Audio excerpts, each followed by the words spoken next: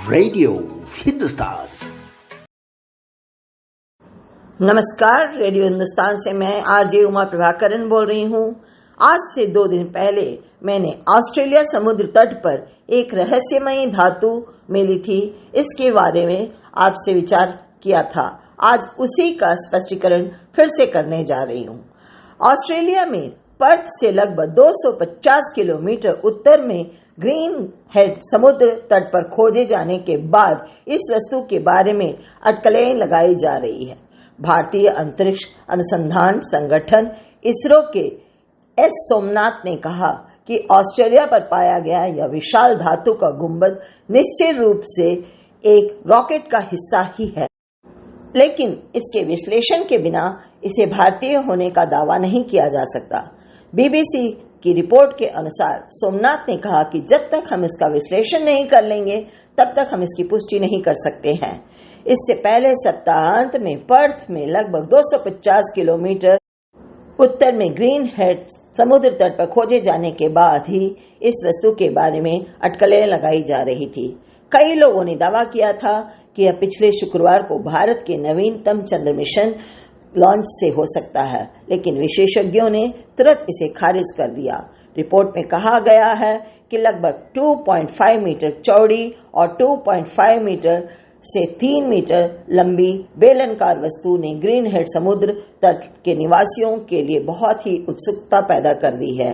Report में कहा गया है कि शुरू में यह अनुमान लगाया गया था कि यह मलबा MH370 का हिस्सा हो सकता है, एक विमान जो 2014 से 239 यात्रियों के साथ पश्चिमी ऑस्ट्रेलिया तट पर लापता हो गया था।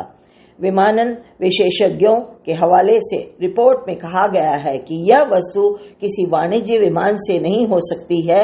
यह संभवतः एक रॉकेट के ईंधन टैंक का हिस्सा है जो किसी भी समय हिंद महासागर में गिर गया था। ऑस्ट्रेलिया अंतरिक्ष एजेंसी ने कहा कि यह संभव है कि विशाल सिलेंडर विदेशी अंतरिक्ष प्रक्षेपण यान से गिरा हो। इसके परिणाम स्वरूप अटकलें लगाई गई कि वस्तु पिछले PSLV का ईंधन टैंक था, ध्रुवीय उपग्रह प्रक्षेपण वाहन जिसका प्रयोग भारतीय अंतरिक्ष अनुसंधान संगठन इसरो नियमित रूप से उपग्रहों को अंतरिक्ष में लॉन्च करने के लिए करता है, जैसा कि उल्लेख किया गया है। चूंकि हाल में पिछले शुक्रवार को चंद्रयान 3 या अंतरिक्ष यान को कक्षा में भेजने के लिए उपयोग किया गया था, इससे अटकलें लगाई गई कि मलबा उसी का आया है। विशेषज्ञों के कहने के बावजूद कि वस्तु कम से कम कुछ महीनों में से पानी में थी। इसके व्यापक बर्नाकल कवर को दिखाने वाली तस्वीरें उस तर्क का समर्थन करती है, यह कहा गया। रिपोर्ट के अनुसार सोमनाथ ने कहा कि वस्तु के बारे में कोई रहस्य नहीं है। यह पुष्टि करते हुए कहते हैं कि यह किसी रॉकेट का हिस्सा अवश्य है। उन्होंने कहा यह PSLV का या कोई अन्य का हो सकता है और जब तक हम इसे ठीक तरह से परखेंगे नहीं, इसका विश्लेषण नहीं करेंगे, इसकी पुष्टि नहीं कर सकते हैं। अब अनुमति दीजिए उमा प्रभाकरन को, फिर मिलूंगी इसी तरह के ताजा खबरों के साथ। तब तक करते रहें काम और सुनते रहें रेडियो हिंदुस्तान। दोस्तों, हमें लाइक और सब्सक्राइब करना न भूलें। जाते जाते इतना अवश्य कहूंगी कि पानी बचाएं, पानी बचाना सिखाएं, पेड़ लगाएं, पेड़ लगाना भी सिखाएं। नमस्कार।